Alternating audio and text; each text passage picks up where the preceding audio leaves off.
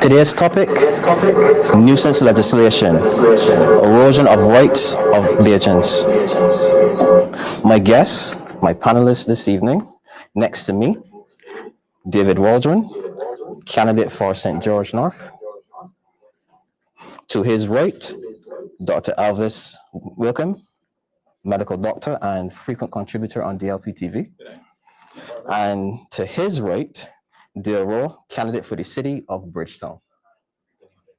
Good evening, gentlemen. It's good to see you all. So let's get the ball rolling. Oh, it would be a misstep of me not to mention that Alwyn Babb, PE teacher, is also going to be joining us later this evening. So, gentlemen, let's get the ball rolling. Recently, we've been seeing some legislation coming from this BLP government that seems to go about the way of oppressing the people. So, with the recent type of the introductions of the legislation, like the amendment to the Policeman Act, the Cybercrime Act, the TIN Act, and now most recently the Interception of Communication Act, it seems that these bills are, if they're not aiming at your pocket, it's more like they're probably trying to infringe on your rights. Are we seeing the autocratic side of this government coming through? Start with you, David. Thank you, and good night to all the viewers, especially my constituents in St. George North. I'm glad this topic came up tonight because I have been seeing this kind of behavior for a while. I don't know if you could remember when a piece of legislation came out or was attempted. They made an attempt to pass a piece of legislation that said that if you wanted to do repairs on your house, that you would have to leave the house, go rent somewhere, and to move back into your house, you have to have a certificate that you have to pay for. You have to pay for a certificate to have the house inspected and okayed and that kind of thing. That never made it too far. But as we look down the road, we see that there are most of everything that have come to the house in Barbados, most of these draft documents, they all seem to carry penalties and very, very stiff fines. It seems to me as if this government is going after the people.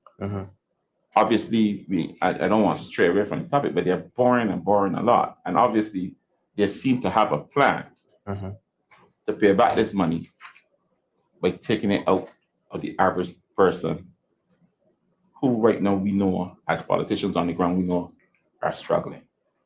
It's true. Doc, what do you think? Well, they already mentioned about paying, having to pay back loans. I do recall someone saying, I want money. A number of the bills are criminalizing or would criminalize law-abiding citizens. Certainly, measures announced by way of or by reason of attempting to tackle the crime situation in the country. It's difficult. You really have to stretch your mind to see how they will help with the crime situation. And certainly, you can think of more effective ways to help with the crime situation. The tint one has most persons talking as we should, because we can't see how that helps with the crime situation. But remember when that was announced, it came with the statement that I want money. Then you have the amendments to the Police Act, which would criminalize, again, law-abiding citizens. I'm sure we will come back to that later in this discussion. So I will not try to figure out what their intent was. It is very possible that a number of the pieces of legislation may not have been properly thought through. You wonder if they were read. You really wonder if they were read. When in Parliament they speak about the first reading of the bill, second reading. I mean, a bill that's 40-something pages, I'm not sure how you read that in 2 minutes or in 20 seconds and so on. So you wonder if they actually are aware of all of the different aspects of the legislation that they say in agreement to pass it. But yes, that is the net effect, that law-abiding citizens can be penalized heavily. They're the voice of the people. My honest views on this, right? When I sit down and I think about it, we have a government that only cares about money. The government don't care about people or what the people face on a daily. Reason why I say that, the crime has been extremely high last year, the highest 50 murders in 2024. However, they want to pass these bills and legislations that do not combat crime. More to aim at the people. More to put the people in a deeper hole. These laws, these legislations, is to basically put the people in a further hole, honestly speaking. Because how is it that thing will stop crime? How is it the cyber crime bill will stop crime? When I last checked, we had some murders this year, and none of them happened because of thing. True that. None of them happened because of thing. So this government, their focus is to manipulate the people, distract the people, and basically put Barbados in a hole that we cannot get out of. Point blank. So I've listened to the Prime Minister's speech on Sunday, and a lot of fancy words, eloquence of speech. Take nothing away from the Prime Minister. She can speak very well. But inside of her speeches, you tend to hear like a undertone of disdain for individuals who tell her, you know what, you need to go back and rethink this. There is something particularly wrong with the interception of communication bill that basically invades on your privacy. And when it was highlighted to her, obviously by a lawyer who was junior to her, she said, okay, we hear you. But then in the same voice, but when we bring something, the opposition don't want it. When we do this, the opposition don't want it. When really and truly all we're telling you is to go back to the drawing board. This is going to breach a fundamental constitutional right. I would think that someone who is a good leader would listen to persons who might be more informed or who just want the benefit or the good of the bill to come out to help those individuals who are oppressed by crime. But she says one thing, but then her actions show another. Why do you think that is? I can take this one here. I think the Prime Minister of Barbados don't seem to understand that the people of Barbados elected her to be a leader, not a ruler. When the people are not looking for a ruler, they're looking for a leader. They're looking for somebody who is going to make decisions that will benefit them. And over the years, our Prime Minister has been speaking to us as if we are her children. And I think by now most Bajans are tired of it, because that spells the behavior of an autocratic leader, somebody who believes that all power belongs to me. And she's proven to us, the people of Barbados, that all power belongs to her. Why I say that is because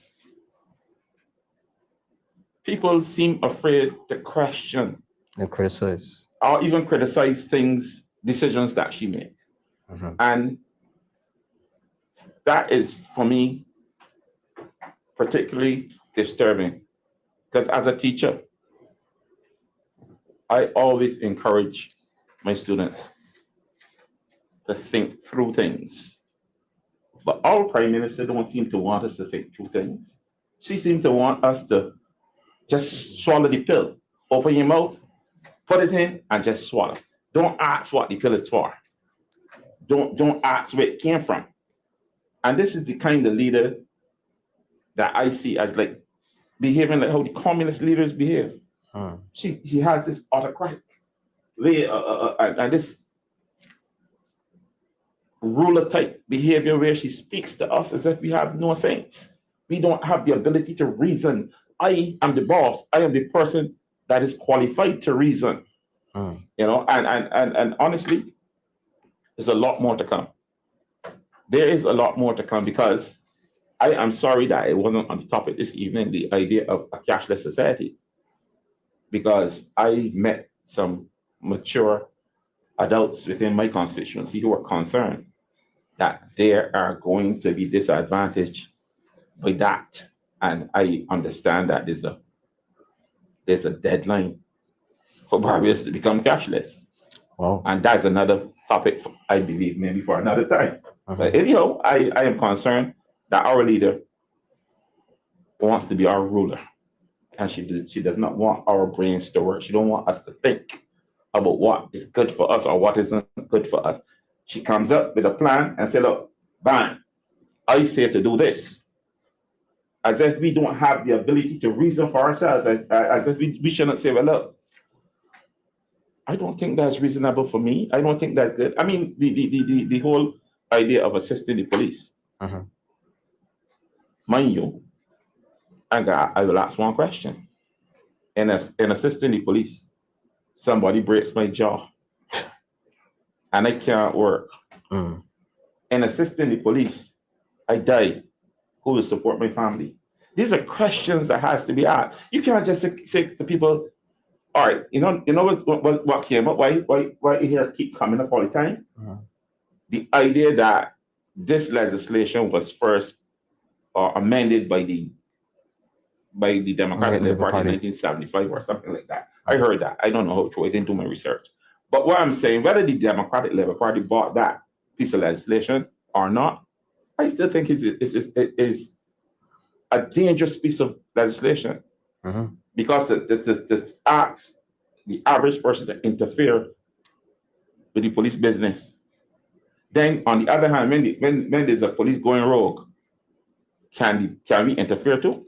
When there's a situation where the public sees the police doing something and think that that policeman is going over the line, can we interfere too?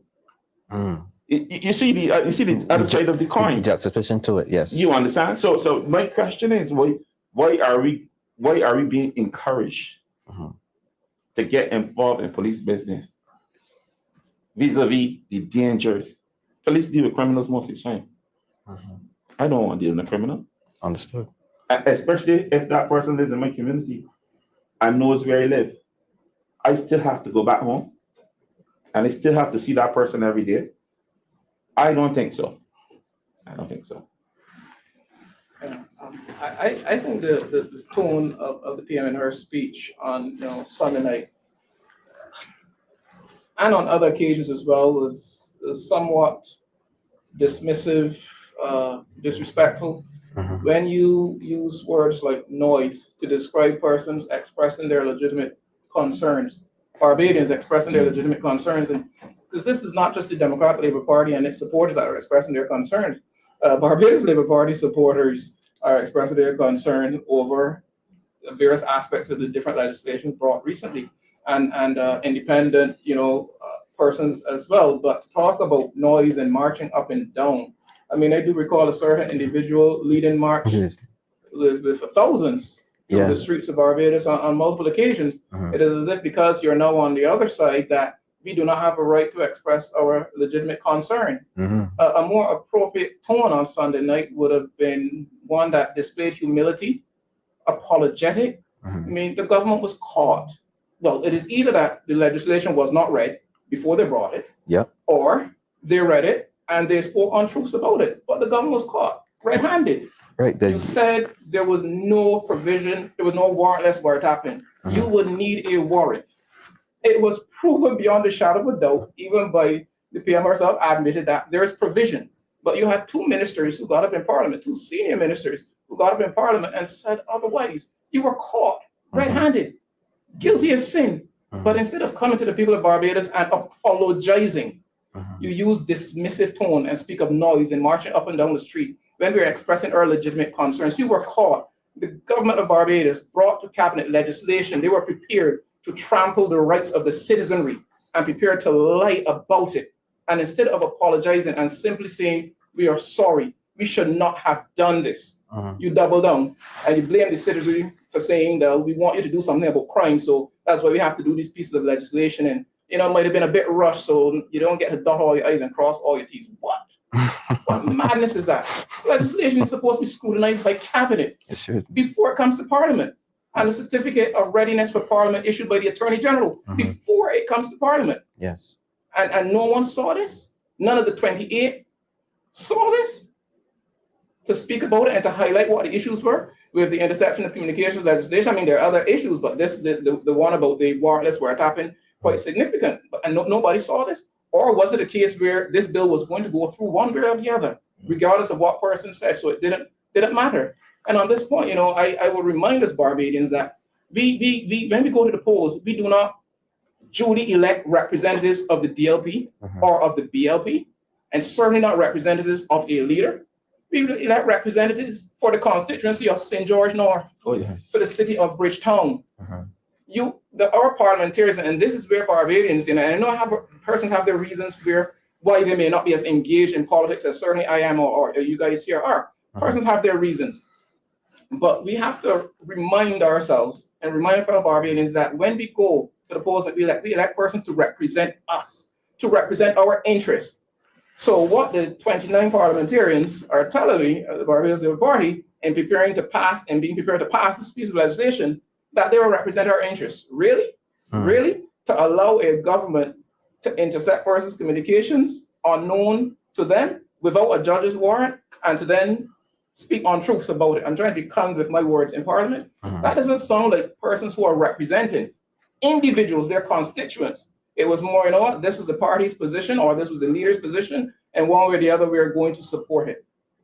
And even now, when we're expressing our concern, we're being spoken of in somewhat dismissive tones. Even the Attorney General, when he spoke about the police and he's hearing some chatter. Persons expressing their concerns is not chatter, Mr. AG. This is serious. Persons have legitimate concerns about various aspects of the different pieces of legislation. And that concern needs to be duly respected. And when you realize you've been caught, a better posture would be one of humility, where you just simply apologize to the people of Barbados. We shouldn't have done this. I can respect that, because none of us are perfect. None of us get it right all the time. But don't double down and blame the citizenry for what you were trying to do. You either didn't read the bill, referring to the interception of communication, you either didn't read it, or you read it, and you chose to conveniently lie about aspects of it. I got a question. I have a question for you, Damien. Yes, sir. So, what is the amendment to the Police Act? Well, it's basically if a police enlists your assistance in discharging his duty, maybe to apprehend someone, and you refuse. Let's say that I'm a police officer and David now come and snatch something out of the store and I try to apprehend him, but David's a big fellow, so he tossing me around. Right. So I see you and I say, sir, assist me in apprehending this gentleman. And you know, I refuse. You refuse, you could be fined $10,000. $10,000. Yeah. So 1 year imprisonment or both? So my question then, so what happened to the family of the people that that died in police custody? What happens to those families that have to pay this $10,000 funeral bill? How are those persons being compensated when a family member passed in custody? That is my question. Because at the end of the day, when we look at how many Barbadians, let me be real, let me stop and let me think for one moment. How many Barbadians over the past couple years died in police custody? What happened to the case? What happened to the reports? And also what happened to the autopsy results? My best friend, you get me? But I refuse to go into that. So there are so many people, so many families that have not received any compensation, any kind of compensation. But no, you want us to put ourselves in danger. Let me use an example, the city. The police come to carry out their duties, ask for some assistance. Let's say me and Doc decide to help you, Damien, to arrest David. A big fellow. A big fella. Yeah. You know what happened now? David now controlling at least a portion of that community. He's a don. You're an officer and you're an officer. I me that live there in that area, I help David. What do you think that happened? Change your address. Thank you. But what do you think will happen? Barbados is too small. You know what I need to happened? send Lucia. My mother house might get burned down. My family might get victimized, assaulted, harassed. And what's gonna happen when you go call the police? Because how long the police is that to respond? It's true. So what? How can I help the police execute their duties? I believe that the government should put more funding, that they should got enough police officers, that they don't need me to help them because I'm not trained. Point blank. Number two, I do not carry a life insurance policy because when we do the statistics on insurance, at least about 95% of Barbadians do not have life insurance, health insurance, or no kind of coverage. So I go there to assist you. I slip. I hurt my spine. Can't walk. I can't walk. I don't pay NIS because I was always employed just selling hustling on the street. I hustling on the street. You, the police officer and the government, when they get David, when a few real good, he might get employee of the month or cop of the month or top cop. You get me? We get you. And now we got a person in a wheelchair that can't provide for 2 or 3 children. It's true. So the government, again, the reason why I ask these questions, and I bring it from this perspective, because the government and none of the ministers in the Barbados Labour Party will assist the police to carry out no duty. Ain't none of them. They're too pretty, and all they care about is prancing around like ponies. You want to be the citizens to assist the police? Well, make it make sense, man. Let me kind of compose myself so I can move on to the next question. Okay, I'm gonna go back on something that Doc had highlighted, right? The incompetence of the government, right? So Parliament 4, 2 ministers got up and said there is no warrantless wiretapping. The Prime Minister comes back now and has to correct them. Tell us no, there is something here, so we're going to have to revisit the bill, right? And on top of that, it seems like nobody at committee or nobody in cabinet took a glance at the bill. When I last checked, there are lawyers in the Barbados Labour Party who are ministers. Prime Minister is a lawyer. The AG is a lawyer, right? And apparently now, this has gotten to a point where that, and it must have been a bitter pill to swallow to come on television and admit that you were wrong. So let's look at how we got to this point in the first place. Is it straight up incompetency? From the get-go, from 2018. From 2018, when they assumed government, the peace program, what going on with that? It's true. The Commission on Crime that apparently paid about 20 people to do absolutely nothing. And this Democratic Labour Party with less resources, no personnel basically, no subvention, put out a 200-page report. So it goes back to the last point I made. A bunch of ponies just prancing around. Is it, you ask, Damien, if this is plain incompetence? Well, let's look at the options. Let's use the intersection of communications bill that was brought. It either was not read, so they were unaware that those provisions for warrantless wiretapping were present in the bill. Let's call that option 1. Or it was read and they conveniently chose to misrepresent the truth. That's option 2. You guys can tell me if there's an option 3. Option 3 is both. the Prime Minister approve and make sure that everything happened and tell them this is what you need to say. So okay. You took it far enough. So all right. So hold on. Let me jump in here a little bit. Let's say that someone was worth their salt and they did read the bill, but obviously they still walked in line with the party's wishes. Does that now speak that maybe there is a fear among them to come out and speak out, to say, well, I have blatantly said before on the platform that they're afraid of their leader. That's out there on the record, and I do not take that back. I have said that they are afraid. I believe in principled positions. When you see something that is wrong, that you speak up. You know, that's my view. But on the point of the various bits of legislation that reached as far as the floor of Parliament, only for the pause button to be pressed or for them to be withdrawn entirely, it does speak to some questions regarding competence. There are those, who believe that the only person who can lead Barbados is the current PM. But how many more pieces of legislation have to come to Parliament only for them to be withdrawn or for serious questions to be raised? We hear that they've had consultations, and I worked in government for many years, and you have consultations. Really, I've seen how those consultations can go. For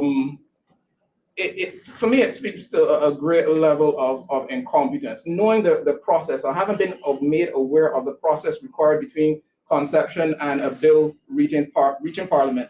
For there to be this many pieces of legislation that are deeply flawed or where serious question marks are raised, you wonder how in touch they are with the community, with Barbadians. And then when concerns are raised, the tone with which you seek to address those concerns. I mean, we have legitimate concerns about all the bills that we've mentioned. And it said, it is important, this is not just the Democratic Labour Party that has concerns. The wider citizenry, persons who are not aligned with any political party, have serious questions about them being untrained, unprotected, individuals being forced to a scenario where they either have to assist an officer when called upon, or face $10,000 or 1 year imprisonment, or both. And you mean none of them in Parliament, none of them in Cabinet, besides the person who brought the bill, thought that something is wrong with that? And regarding it being first put in place by the Democratic Labour Party in 1961, amended in 1975, but then you go and increase the penalties, the fines by 1900%. 1900%. You increase it by, and you want to blame the DLP for putting it there in 1975? You can't make that make sense, deal. That is stupid. Downright stupid. Dr. Wickham, in layman terms, this comes down to one thing: an uncaring government. All the legislation, all these pieces of legislation over the period since they've been in power are anti-persons legislation. These legislations always seem to be criminalizing Barbadians or creating the situations where Barbadians have to pay fines. Is this a caring government? Clearly not. And Dr. Wickham keeps speaking about competency. This is the same government that spoke about the Fanus administration. Now, I'm here to defend nobody, but I'm here to speak facts, truth to facts. They vilified the Fanus administration about having this overweight cabinet, this large cabinet, the hardly see files when the week come. Now they have a larger cabinet, the largest in the history of Barbados. And the truth is, they all seem incompetent. They all seem, I am not impressed by any of them. And I will be honest, if there were one or two of them that sounded like they make sense and sounded like they're worth the salt, I would give them credit. Because I'm not just here to criticize anybody. But how can you have a cabinet this large and you can bring legislation, these different pieces of legislation that are so anti-person, anti the people of Barbados. I need to deliberately say anti the people of Barbados because they all point towards these horrendous fines. I have some constituents now trying to acquire some land, some tenantry land, and you know tenantry land will be expensive. And you know they're scratching their heads about how they can where they can find the money to pay for this land. I ain't talking about $18 a square foot land. I'm talking about tenantry land that's selling for $2 or $3 a square foot. And they're scratching their heads to determine how they are going to pay for the land. But yet you got a government that are willing to fund them $10,000. The land even cost $10,000. You know? But you got a government that are willing to fund them $10,000 if they don't go out there and put their lives in danger. And I deliberately say put their lives in danger. Because trust me, it don't take much to die. And this is a doctor, he will tell you that. You can go on a simple altercation and fall and hit the back of your head and die. Yeah. When I look at these legislations, I'm not a lawyer, but all these legislations, what I get from this taxation, I'll find it. Right. So I'm going to acknowledge the presence of Mr. Alwyn Babb, PE teacher. Good evening, sir. Can you hear me? Good evening. I can hear you loud and clear. Good to be on with you. You can hear me clearly? He can hear you clear. Just probably just need. I pick up an echo. Right. So, Mr. Babb, I'm going to pose the question at you. We are speaking about this government. It seems like we are seeing so many missteps in regards to how they present legislation that has to be rethink and drawn back and reviewed. And in the sense now where they communicate on the host to the people, they contradict themselves and have to retract certain statements. Are we saying that this government is incompetent? What are your feelings about it? A couple of things. The question will be if they are reading the legislation, if they're taking the time to read the legislation, and if they have read the legislation, are they so afraid of their law are not going to say anything or even point out error, even with the grammar? That is the question. Those are the questions that we have to answer, because it cannot be that we have elected to represent us can look at legislation, come to the house, and then we see a lot of errors. We see the Attorney General on one making one point, and then the Prime Minister coming on the other hand and making another point, contradiction. So I'm saying, and those other persons who are sitting there, they cannot be reading or not be reading.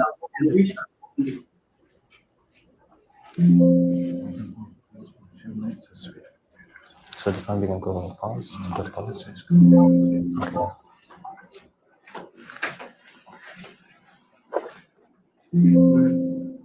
Okay, sir.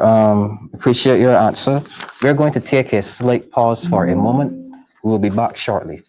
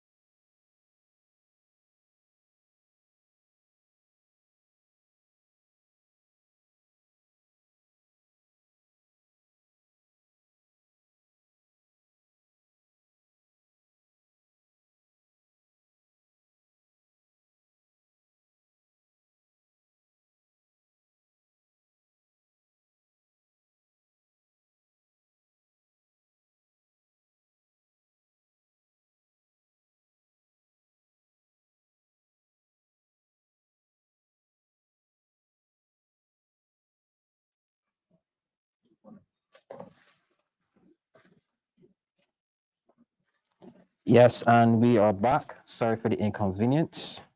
So, gentlemen, we're going to move on to our third topic. We was touching on it slightly before, how everyone made mention of it. The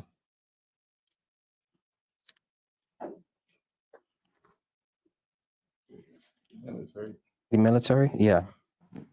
Yeah, we're also going to look at the recent announcement of providing the military with powers of arrest. Do we want the military to be given such wide powers to police the public?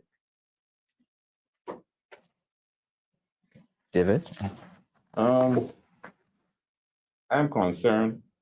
I'm very concerned about the military having powers of arrest. In my mind, I think that if you're going to arrest a person, the first thing you must be able to do is write a statement. Yeah. I know a lot of persons who, and I'm not putting down anybody as an educator.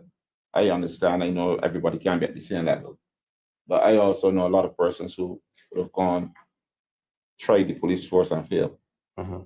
And the next stop was the military. The question is, we don't know why they fail. Sometimes they fail because of the ability to do certain things along the line of education, right? Now, when you arrest me, I hope that you can write the right information down so that I can be dealt with fairly. So you're speaking of the procedural aspect. I talk about the procedural aspect of arresting a person, because you can't just downhand a person and just can't train and lock up. It don't work so. You got to be able to produce evidential information and have it in a written form so that my lawyer can come and see why you have been arrested, blah, blah, blah, the whole 9 yards. So, but the reality is, why are we giving the police the powers to arrest in Barbados? Have we Military. arrest in Barbados within recent years? Are there any? I know, yes, we have the crime situation, but generally in societies where there's civil unrest, the army then have certain powers that have to be invoked to help bring the civil situation under control. My question is there a plan for some sort of civil unrest in Barbados? Why are we now creating a soldier that has to now operate like a policeman? And as a citizen, I'm concerned about that. I'm very concerned about it, because I don't know if I really would want to have to deal with the army at that level. I like what the army has been doing over the years. I'm comfortable with the role the army has played over the years in this country. I'm very comfortable with it. But I'm slightly uncomfortable with the idea that a soldier can arrest persons. And not only that, we're looking at arrests on a broad scale.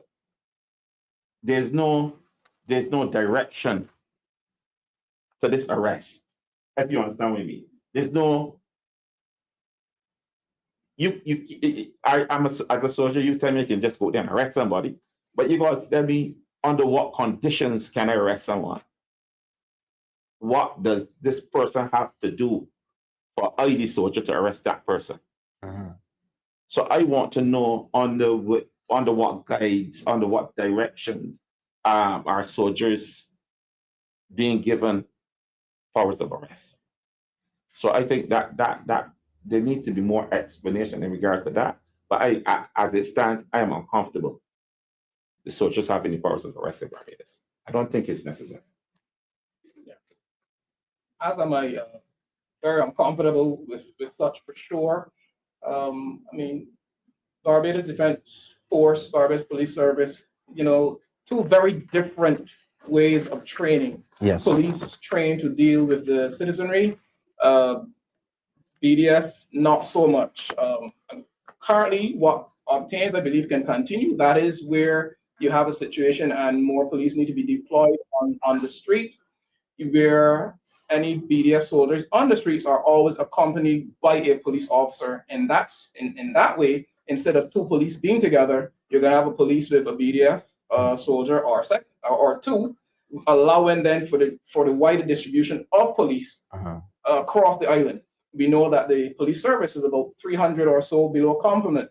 Last time I was here with Chairperson of the Commission, Verla, we talked about ways of increasing the numbers in the police service, and that is something that needs to be given serious attention. Why are we still, after all these years, 300 below complement? I think the idea of giving soldiers wide powers of arrest is another example of throwing legislation and throwing ideas at the crime situation that was allowed to slide out of control under the current administration. And now we need to do something because it's gotten really bad, and we're perhaps not thinking things through thoroughly. It's a bad sight. It's a slippery slope having soldiers on the street arresting persons. What this administration has also shown by how they have rolled out a number of measures is, you make a statement like that, this is the space that Barbadians will need to pay very close attention to, because we do not know exactly how they will look to implement that, the specifics of what the legislation would look like, how will this play out? And you're correct, if we do see this in authoritarian regimes, I'm not in favor of it in principle. I am in favor of the situation, as I said, where you have police on the street, yes, going to situations accompanied by soldiers, which is a way of helping police to have wider coverage, but at least the police trained to deal with the citizenry is there, as opposed to soldiers being able to arrest on their own. Yeah, I totally disagree as relates to the military handling police duties. The military is there to defend and to provide a defense for Barbados. You're not trained to handle civil issues. You get me? We need to empower our police officers, give them the relevant equipment, the relevant benefits, because a lot of the police don't have certain benefits to execute their daily role. So we need to, as opposed to moving the powers from A to B, look at strengthening the powers at A, which is the police service. Strengthen them, give them a raise of pay, give them some benefits, and give them the relevant tools that they need to execute a faster system as it relates to responding to the situations in the communities, and give them that empowerment that they need. Well, for me, if I was a police officer, it shows me that this government don't respect me. Because if I can receive a phone call and say, well, they're gonna touch me. So this also then shows that the government do not respect the police force. Alwyn, what do you think?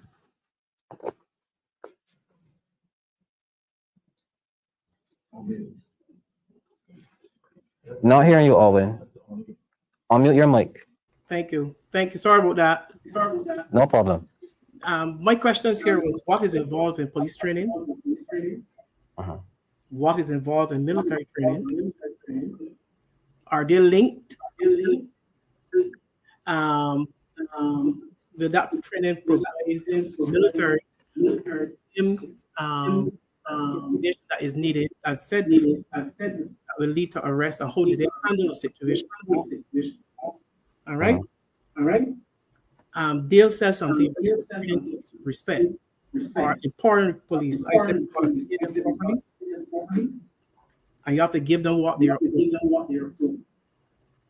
And this latest announcement of the military comes across as if this government goes into panic when they're certain situation, or they're pressed by the public for response or adequate response to situations that are confronting the nation. When you get a do something, you have a do something, say something government. Once they say something or do something, then they will work their way through it based on the type of protest they're getting. That is what has been happening from 2018. Once you get the protest, once you get the pushback, they're going to say something, they're going to do something to quit or to rebel. I want to read Judith Ann Clark's comment here. Judith Ann Clark. I personally will not be surprised if we reach a state of social unrest the way I'm seeing the public speaking out, there is high possibility of a breaking point. Just saying. So, is this, could the whole notion of giving the powers of arrest to the military personnel, is this their way of, I guess, responding to something that they may see happen in the future? That because of how unpopular they become as a government, that they tell themselves we need to deploy the military onto the people? Sounds kind of autocratic, don't you think? It is autocratic. No. You're basically saying, could this idea of giving the army powers of arrest be because of foresight of something that could happen, right? But I'll say this, for the sake of being called radical, with what this government has been doing since 2018, you don't know what it could lead to. And the fact is that a lot of the things that they have bought, and to me, it seemed as if a lot of things that this government would have bought to the people of Barbados was not born in Barbados. A lot of the things that they bring to us seem to come from somewhere else. And based on that,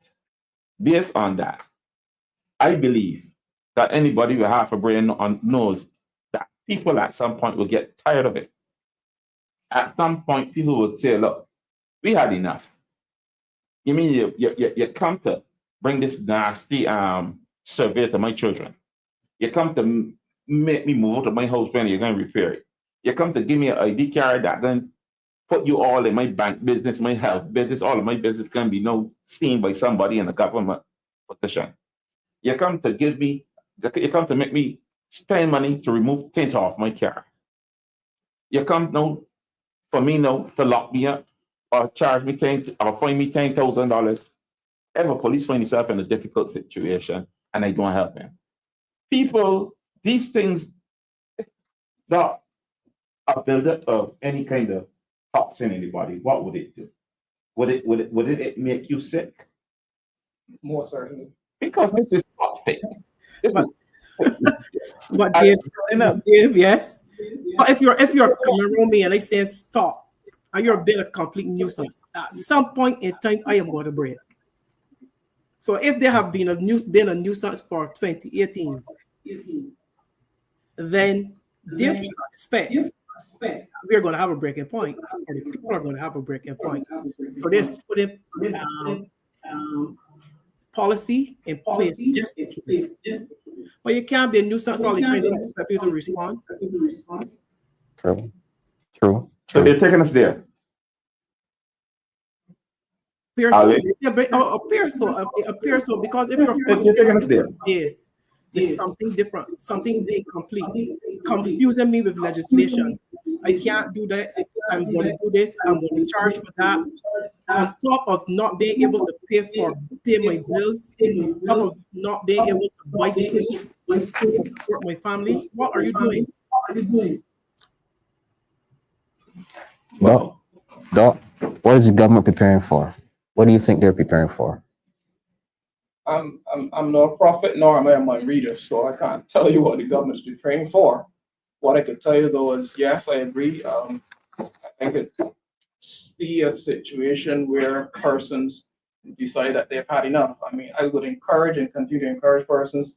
Let us use the tools that we have as we're doing and speaking out, getting in the ears of our representatives, because we all live here. We don't want our society to decay to social unrest. We have to live in this space. But there's no doubt we are seeing things that are extremely concerning.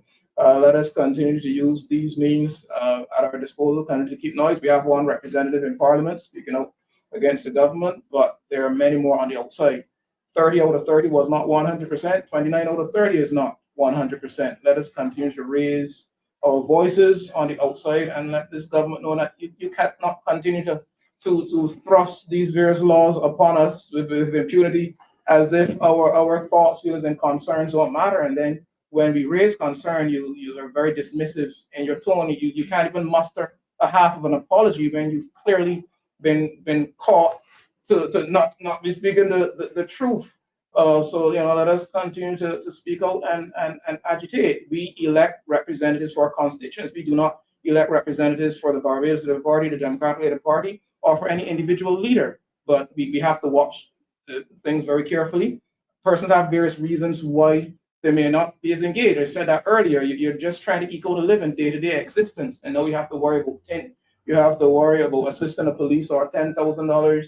So persons have the reasons why they're not involved, but we clearly need to pay attention and watch this government carefully. They have this habit of sneaking a lot of legislation through when people are busy partying or in the dark of night, when folks are sleeping near midnight. We clearly have to be vigilant and watch them extremely carefully and continue to speak out.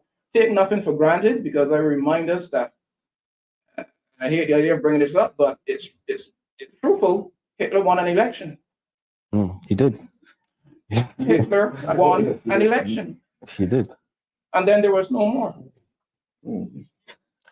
What do you think, Dale? Wolf in sheep clothing. Oh Lord. I'm not gonna say wolf in sheep clothing. Let me break down everything. Let me tie everything together. Wolf in sheep clothing. Cost of living is high. Gun violence, crime rate, everything is high. So then now we have the government that only focusing on legislations, taxation. So when I say a wolf in sheep clothing, first point, $8.50 an hour was the minimum wage, and persons were working 24 hours a week, which is the minimum amount of hours. 40. No, 24.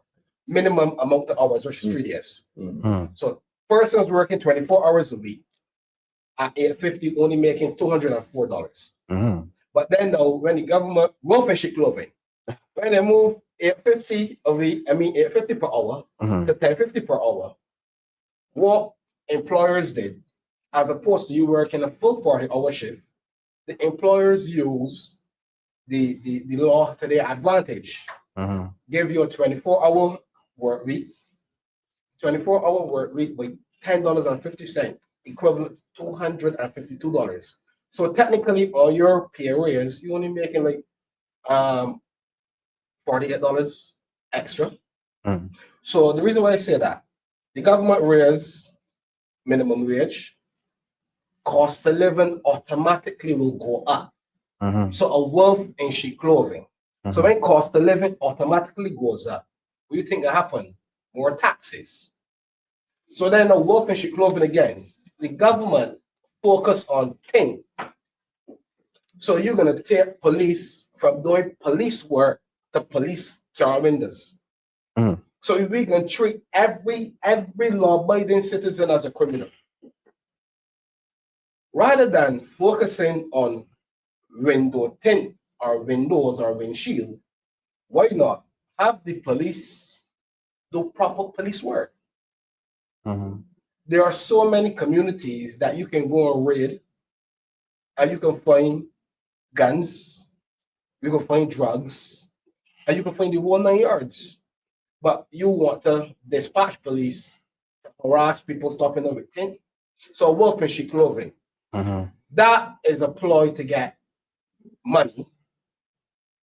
Raising the minimum wage from $8.50 to $10.50 a ploy to get money, automatically inflating the cost of living, more taxation. In addition to that, you can move the police to put them to manage the thing, and then now you can use the military to do the police work. Backward behavior. Don't make no kind of sense at all. So again, wolf in sheep clothing. So we need to focus. We need a government, which is the Democratic Labour Party, will then focus on real legislations, real things to combat crime. What have the Barbados Labour Party put in place for we to combat the guns that enter in our port, the mollies that enter in our port? But they want to focus on tin. They want to focus on tin.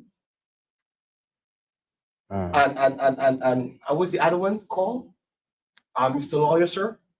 Which one? The communications wall. The intersection of Go communication. ahead again for me, man. The And intersection you of. want to focus on that? That don't make sense. Have we got real pressing issues in Barbados today? Mhm. Yeah. And we haven't said it so far, you Mhm. know, but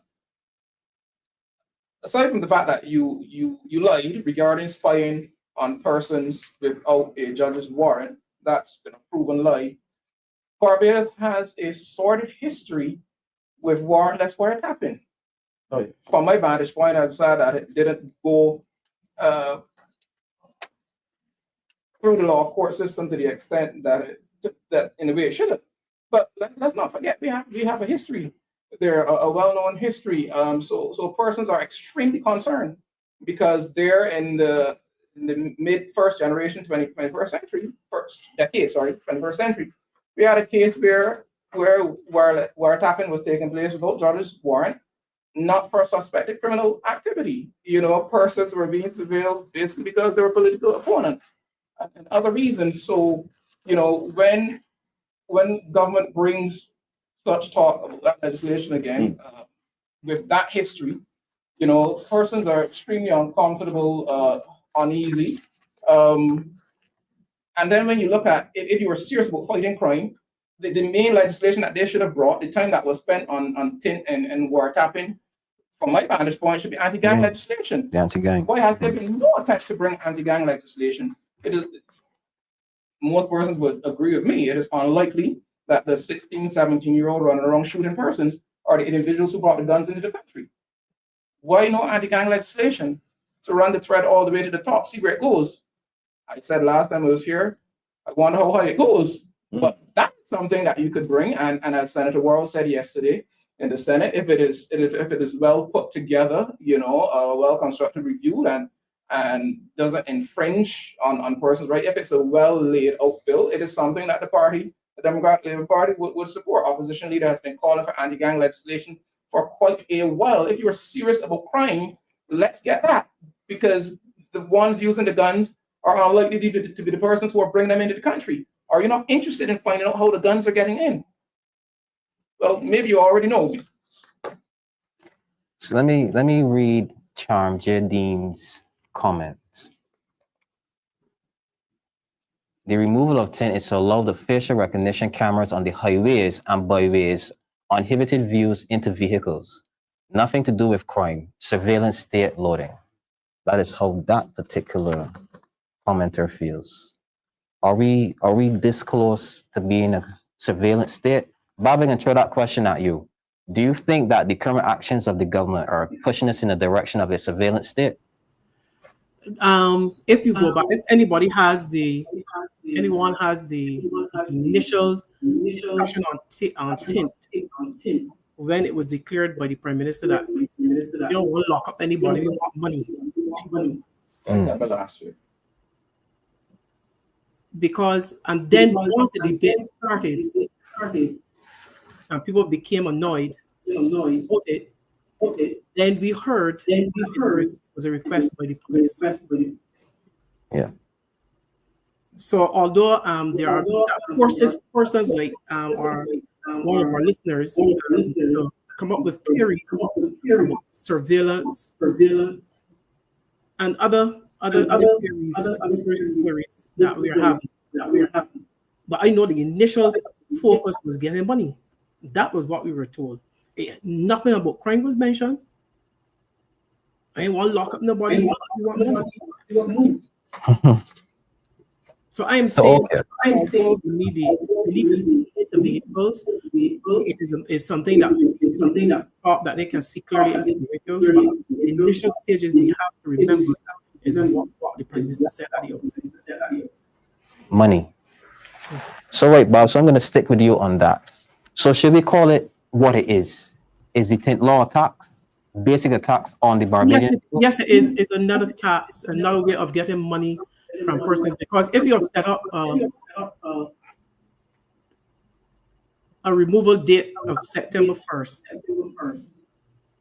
and there are so many vehicles in Barbados tint, and that they're coming from the suppliers with darker tint than what we were saying, then you're putting the public at a disadvantage and increasing your chances of collecting money. Not jail terms, but collecting money. Right. So, okay. So, Uh-huh. as it relates to the thing, Yes. we have persons on minimum wage. Yeah. Making a $2,000 salary. Mhm. They qualify to get a 100% QR loan from financial institutions. Mhm. They receive this 100% QR loan. When they go on the QR law, they would then realize, well, these are repossessed cars. All of the thing. Mhm. So I am on a minimum wage ratio making $2,000 a month because that's the requirement. $2,000 a month for the past 2 years. Mhm. You then qualify for a QR loan. You decide to get a little Swift, Axio. Mhm. But it done thing already. I mothers have 2 children. Mhm. So $650 comes out of that. And then the mother got 2 children. To support, pay gas, pay insurance. How she is gonna manage to pay a fine? So again, it's a hidden tax. Mhm. Again, like I said, wolf in sheep clothing. The Mhm. government has never really settled. This government never really settled to empower our people, our citizens. The intention is to get money. Give me your vote and watch, man. Mhm. And that's exactly what's going on.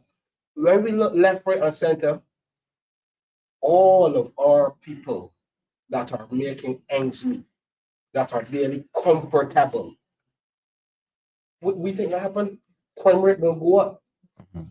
Because when the young boys realize that my mother on minimum wage and my mother suffering and struggling, I ain't going to work for that $10.50 an hour, which is $16.80 a month. Taxes got to come out of that $16.80. Mhm. And in the real world, you're catching 3 vans. You're spending almost $90 a week in bus fare. So we think that happen. If you really care about the people, put proper systems in place to help the young people when they leave school. Put more money into the skills training, put money into the polytechnic, you got me?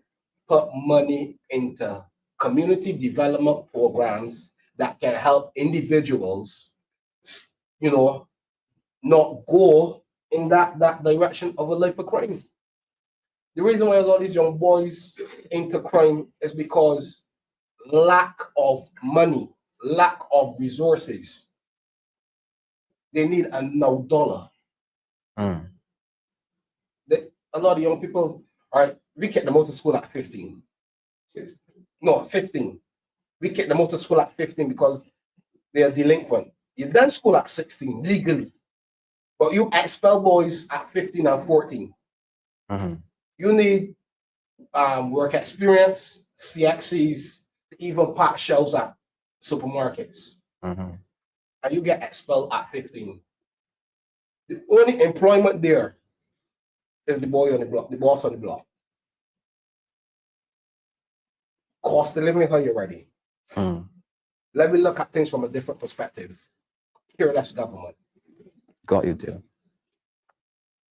The question you asked, Babb, was If tint, if we can call it a tax, should we finally call it what it is? A tax. that's all this government be doing.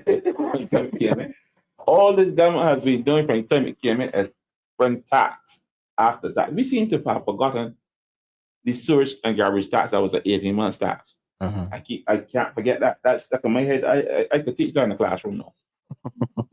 18-month tax. Mhm. And this unapologetic government has left an 18-month tax on the people of Barbados and have disrespectfully never come back to the people of Barbados and say, look, be sorry, but we can't take off the tax. They just left it there because they depend on our short memories. Mhm. They depend on us forgetting that it was only supposed to be an 18-month tax to fix the problem.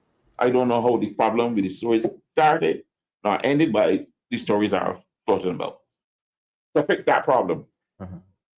We don't still have stories in the road, and we haven't had stories in the road for a while, but we still have the tax. How do you think you think the people in St. George now are happy paying social tax? No. They got some people in St. George now that can't even have waterborne because they're living on zone 1. Mm. You understand? We talk about that. Then you got the tax on cell phones. Nobody remembers this, you know. Over 20% of the money you spend with your phone is taxes, you know. I think maybe 21%. I'm not sure. But these phones are heavily taxed. Mm-hmm. Heavily taxed. This country, we are drowned in taxes in Barbados. Mm-hmm. But the government depends on our forgetfulness. They depend on our short attention span to keep these taxes rolling in.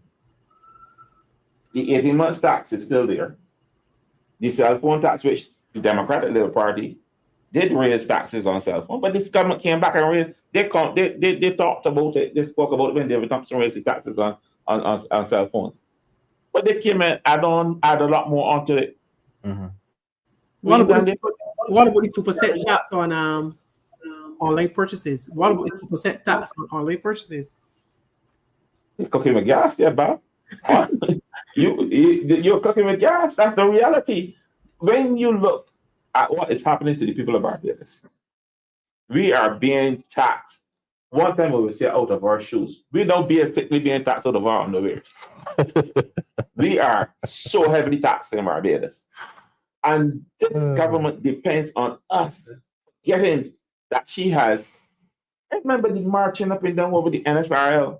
Yeah. You remember that? Anybody remember that? Yeah.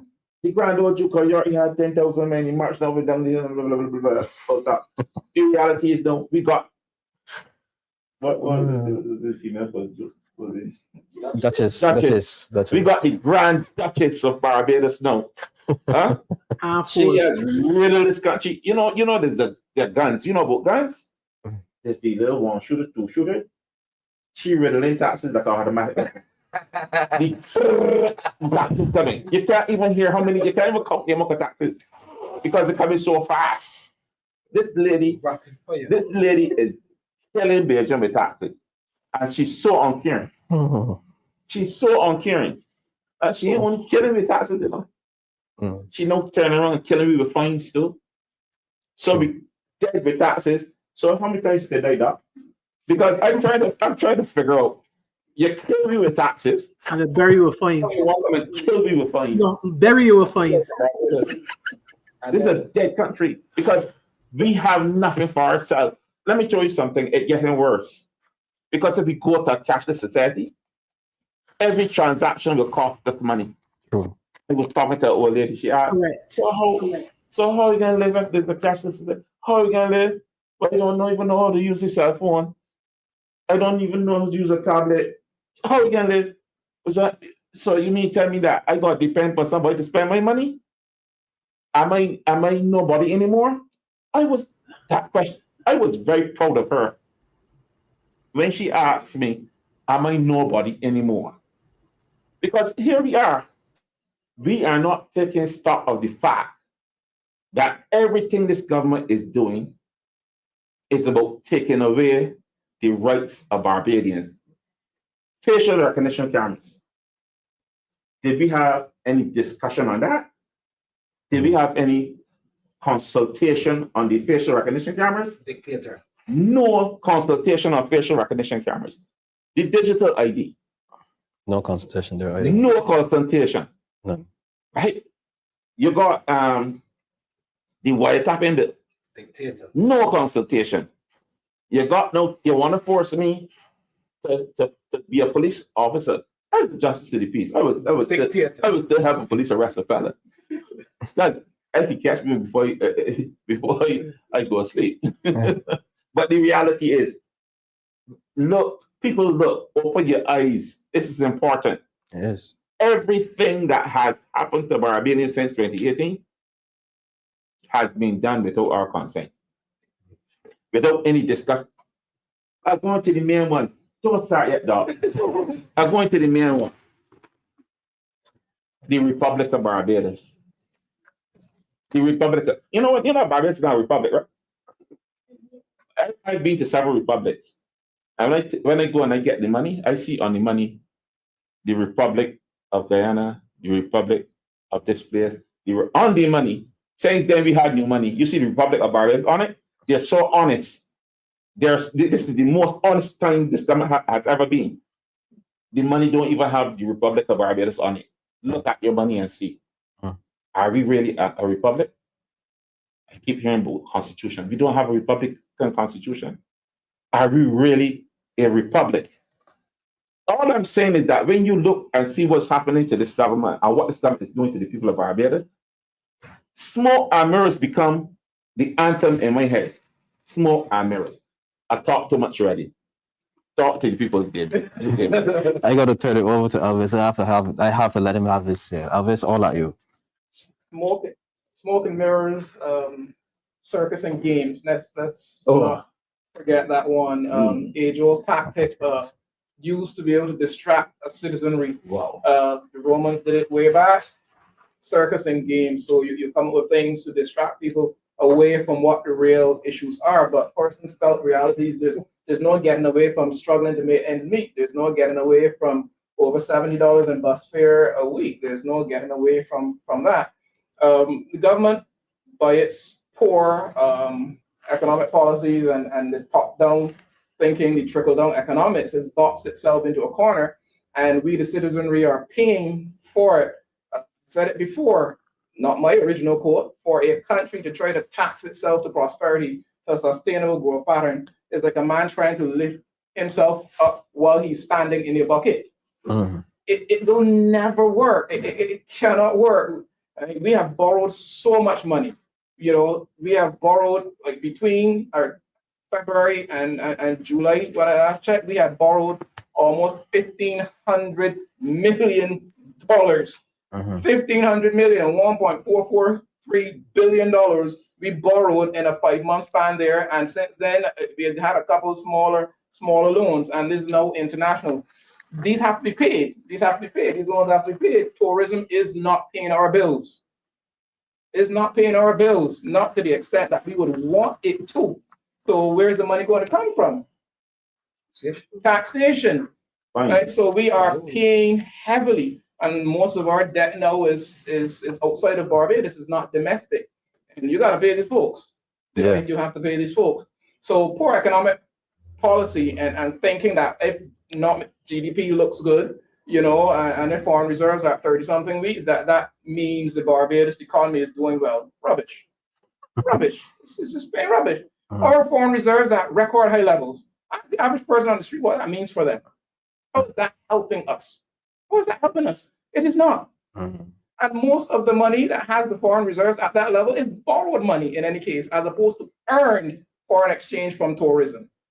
And we have to pay back those loans. So government has boxed itself in the corner, so it needs the various taxes, but it is taking a toll on Barbadians. You have next to no disposable income left.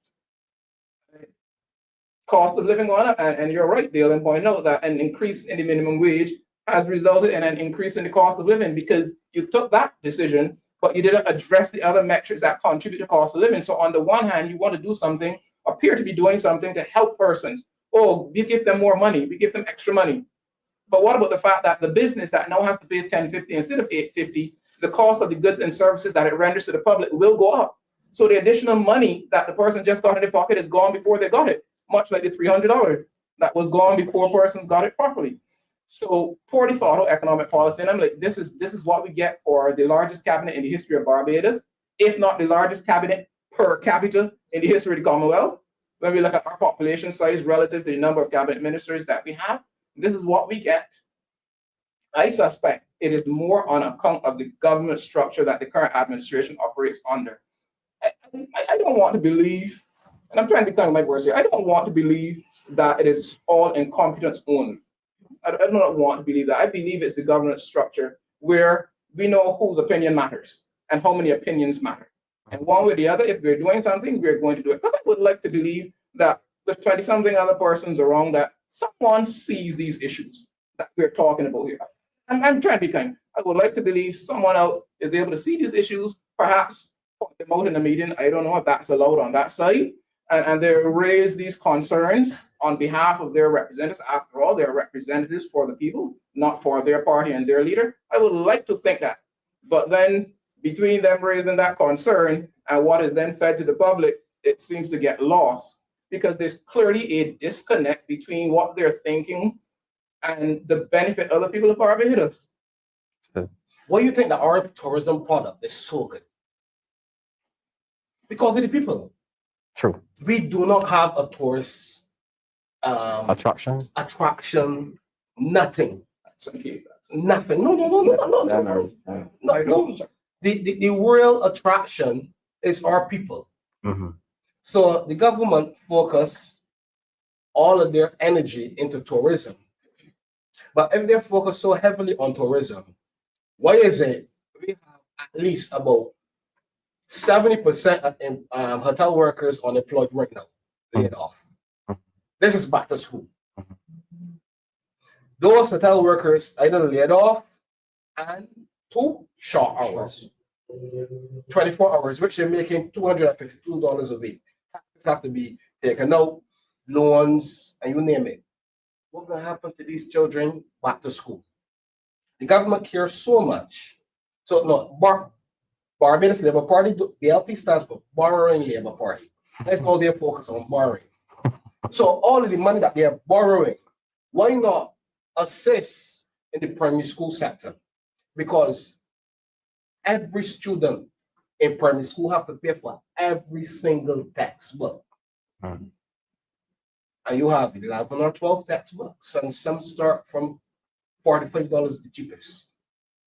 And then we have persons that are on minimum wage, unemployed, underemployed, and the government focusing on the cyber bill thing and a lot of nonsense.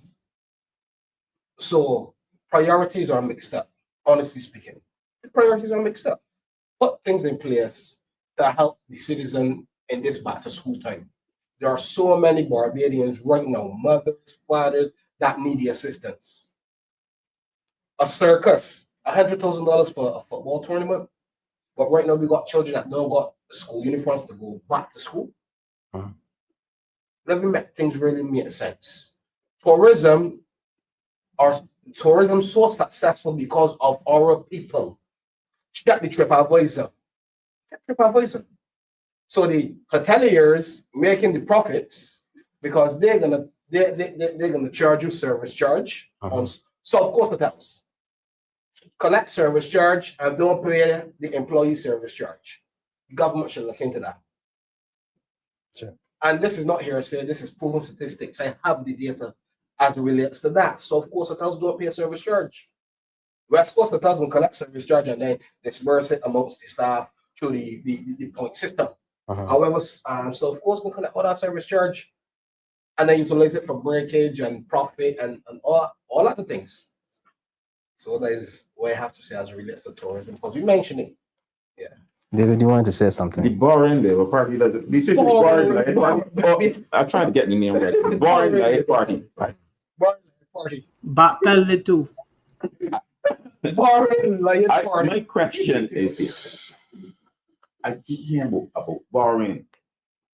When I borrow and I don't pay back, my collateral then is engaged.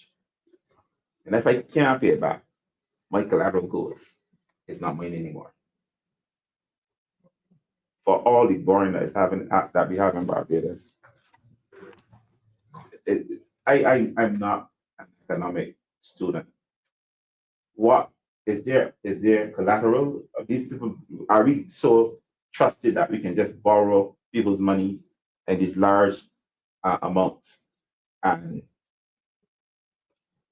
when we default, is it cool? Is that cool? That's how it works? I just want to know. I wish we had some economic skill, because we ain't got no airport now to give away when we can't pay it back. We ain't got no seaport now to give away when we can't pay it back. We ain't even got the land at Jamaica to give away when we can't pay it back. We ain't got no Harrison scale to give away when we can't pay it back. we don't have no our some point facility to give away when we can't pay it back. Everything gone. Everything gone. Basically, all the collateral, as I would call it, that we would have had over the years. The National Bank gone. What do we have? What do we have now that we can exchange for the money that we can't pay back? Consultants. The people, Are we going now? I like that. Are we going now then if we default on our loans? Can we give away some of the consultants we have?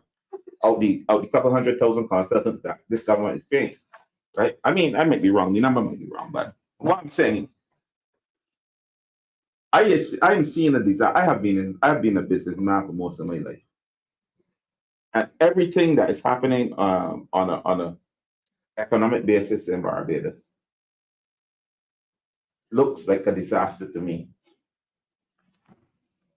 That has happened or is happening.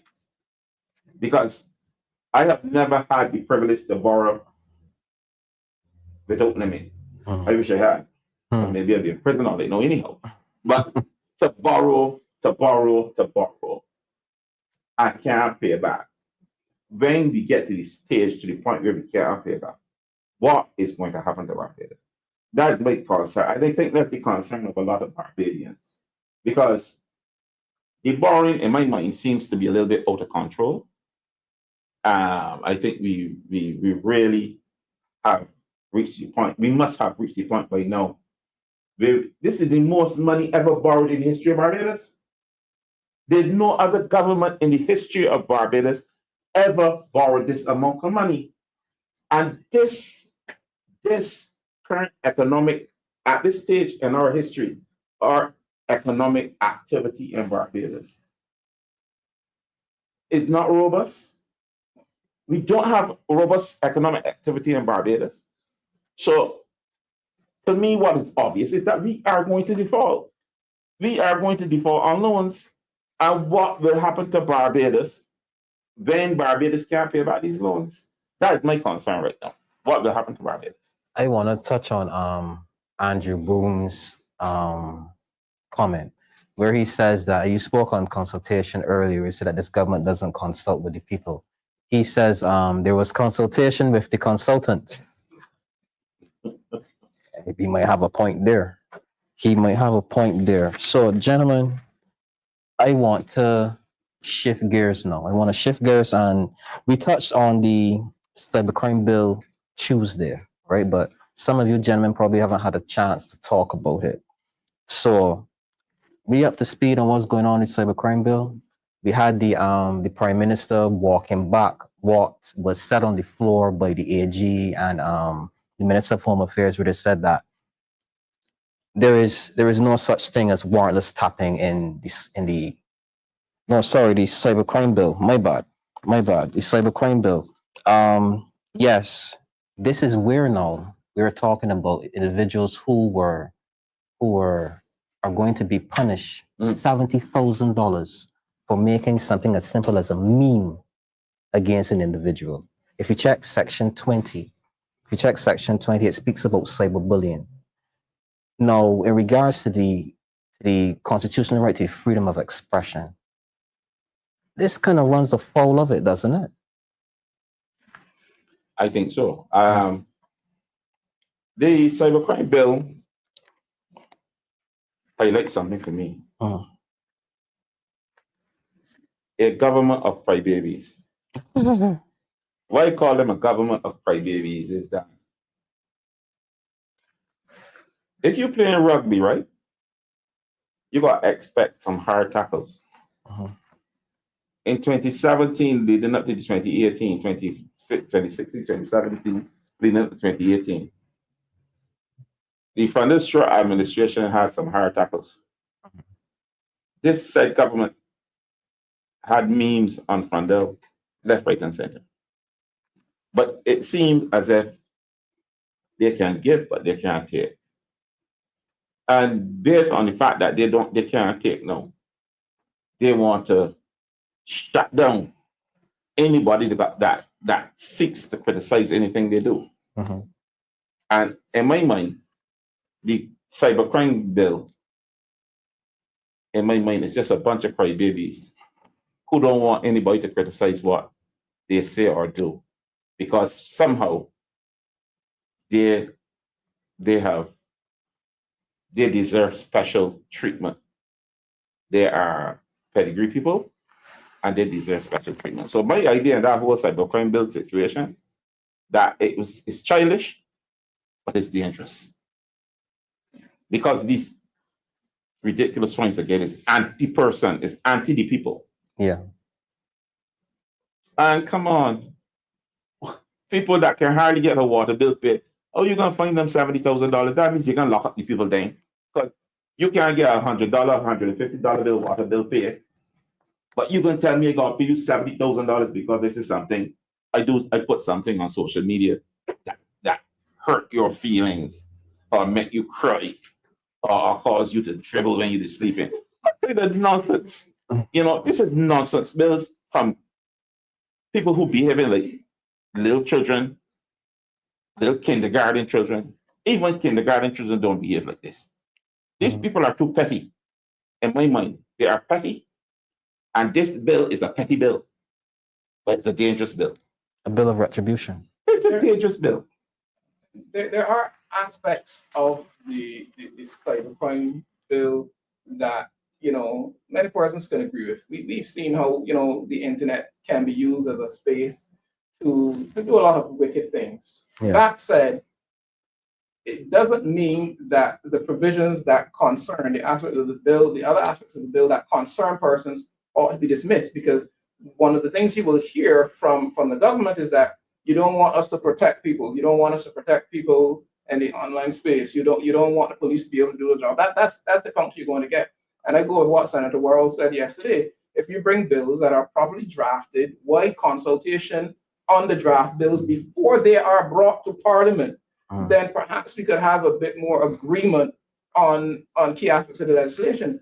And I'll correct something you said regarding the cybercrime bill. Maximum penalty after Joint Select Committee hearings and after a mysterious trip to the FAR, maximum penalty was moved in the final report recommended from 7 years to 10 years, and from $70,000 to $100,000. So we are faced with, if it's proclaimed, 10 years max, 100,000 max for something. Sometimes it's them that's hurting somebody's feeling, even if what you say is truthful. Because that's the difference in terms of cybercrime legislation that they propose versus libel that existed before, where the defense against libel was truthful. True. With this cybercrime bill, it doesn't matter what you say, whether it's truthful or not. Truth is not the issue. If I post something that offend you, Damien, that your feelings are hurt and you start crying, you can bring a case against me. Right? And I could be facing serious time or serious money. So, but we're not against the principle, the idea of protecting persons and putting measures in place. But this bill so concerned many Barbadians that a group of Barbadians went as far as the American Human Rights Commission to share concerns to about said legislation, because you are, when you go that far, where it doesn't matter whether what I'm saying is truthful or not, it is that I hurt someone's feelings. You're imposing serious penalties on the citizenry for that, and particularly after persons in those joint select meetings, committee meetings, raise concern for the government to double down and go from 7 years to 10 years, $70,000 to $100,000 in response to persons' concerns about that bill. What does that tell you about this government? We raise concern, and the government say, "Oh yeah, I got time for you." 10 years. 10 years, not 7. Keep your mouth shut. Yes, Dale. Honestly, right? This is a dictatorship. Do as I say. Don't say anything about it. That is what I get from this cybercrime bill. Reason why I say that, right? We had a song most recent, the National Choral Festival. And what happened to it? There was problems. We as a society, we as a people, we can express how we feel. You get me? As long as we're not rude and disrespectful, I think I should be able to say, well, And when they're doing nonsense, I don't like it. Or if I don't mean, like, so what? And Bajan memes are Come on. are I saw they did memes as it relates to the Democratic Labour Party. yeah. And I attack up my bat and ball and cry. And nobody from the Democratic Labour Party take up the bat and ball and cry and say I'm playing you no more. Mm-hmm. So it shows me, right, that you cannot say nothing against the government. That's why she have pawns from ministers that will pass a bill, and then she gonna come and say, well, oh, X, Y, or C. Mm-hmm. Dictatorship. Mr. Bob, question is not posed at you. What do you think about this cybercrime bill? Suppression on the expression of freedom? While I don't condone using the internet to sully the reputation of anyone, I can distinctly remember when this bill was up for discussion in the public domain that we had a youngster with the name of the wall or something have a political meeting giving support to this bill because people believe that anybody should be talking about minister. They should. I can remember that these people say things and they do things because they know exactly what they're doing, and they believed or somehow believe that since that because of the 28 use of social media that they had a monopoly on social media. And once people start to use it against them, they as Mr. Warren said, became a little touchers and thin skin. So I'm saying that yes, aspects of the bill where it comes to assaulting and sullying the reputation of others, that should be looked at carefully. But the way that they went about it, it was to protect them own skin. They wanted a monopoly on social media. They wanted to say what they wanted to say at the print and to look at the last the by-election in Central North, how they use their supporters and bloggers use social media to fund. But when it's on the shoes on the other foot, it will become a problem. I'm saying within the context of protecting people from yes, we have seen from this government.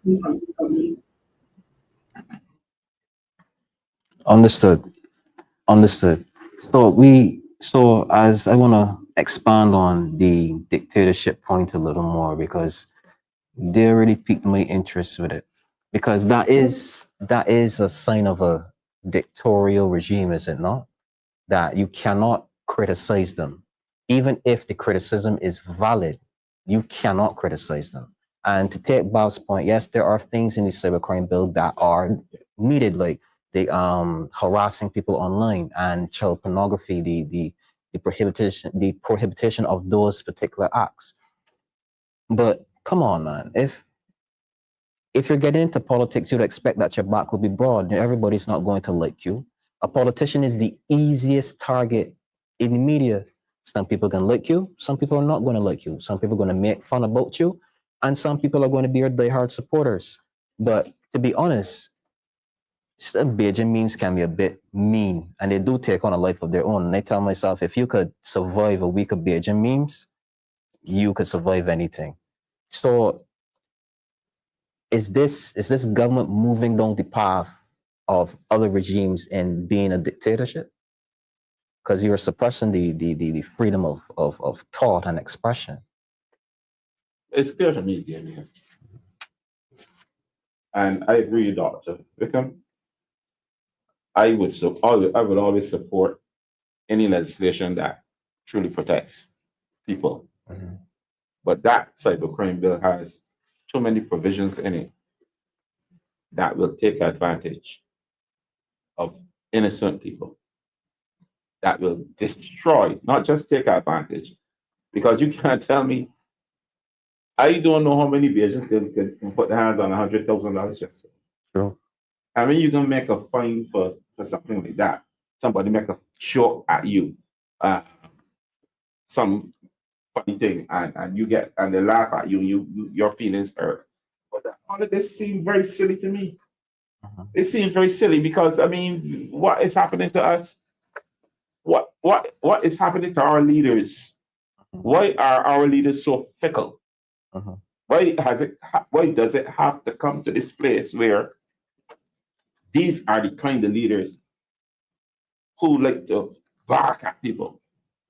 But I, the person, make a little joke, and a couple other people laugh. All of a sudden, my feelings hurt. I want $100,000 out of you.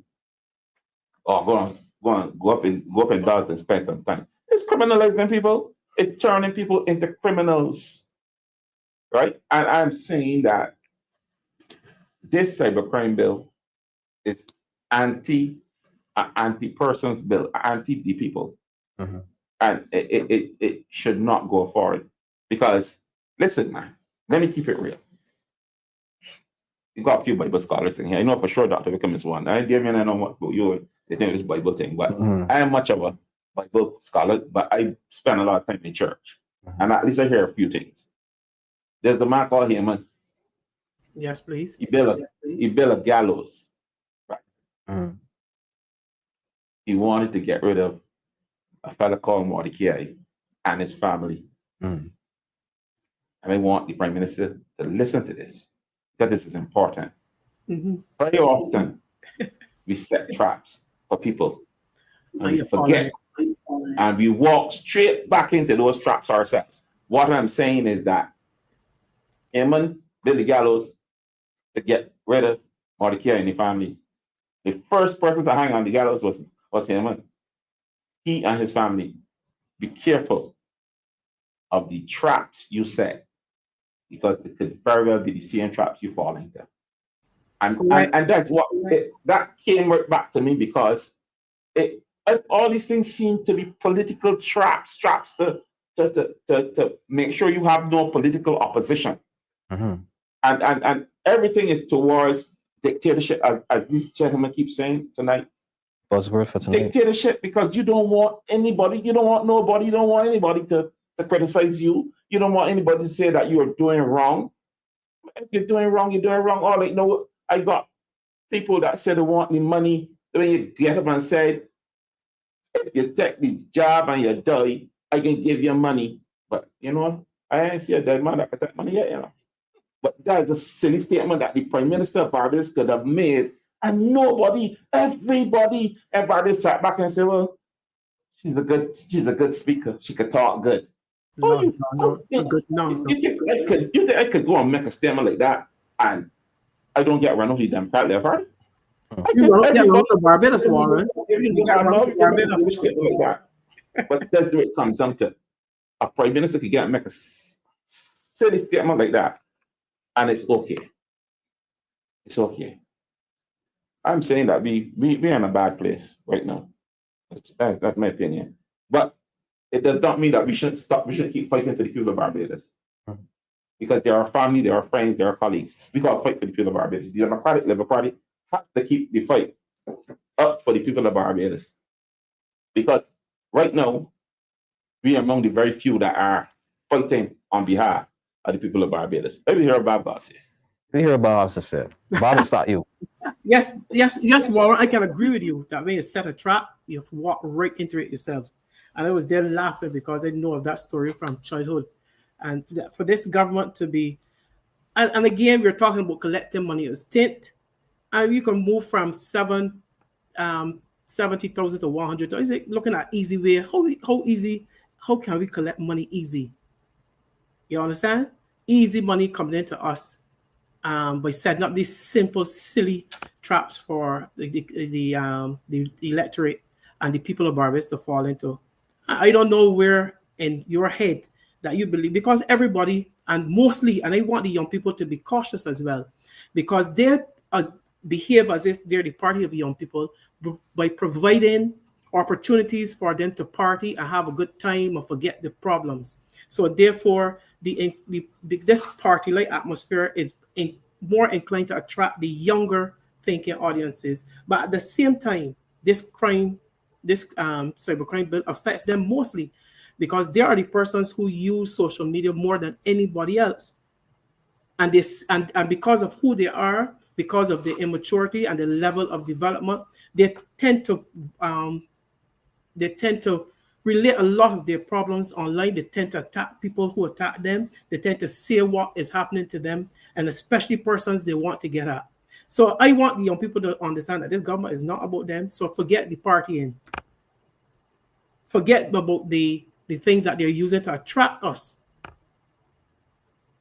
And keep your head on, because the cybercrime bill in its present form affects you more than from anybody else.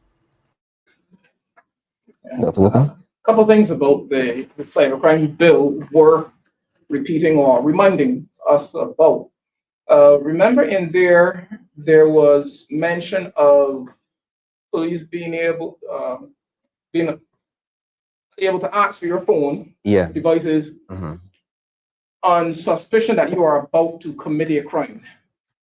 Yeah. Now, aside from the movie Minority Report, I'm a sci-fi person, so I like that. Yes. But in that movie, you have persons being arrested for pre-crimes. Pre-crimes. Crimes that they were about to commit. Yeah. One man was arrested for a murder of his wife that he was about to commit. Yeah. So I don't know if you're into some sci-fi stuff. Tom Cruise movie, by the Or way. is it that we suspect persons are about to commit crime because we were listening? Oh. Wow. Oh. Oh. Remember, two speakers in Parliament got up and said that we know wiretapping is ongoing and has been going on for years. Two speakers got up in Parliament and said that. They said that you were listening, so you know persons were about to commit crime, but they admitted that wiretapping continues. They admitted in Parliament wiretapping continues. So hold that there.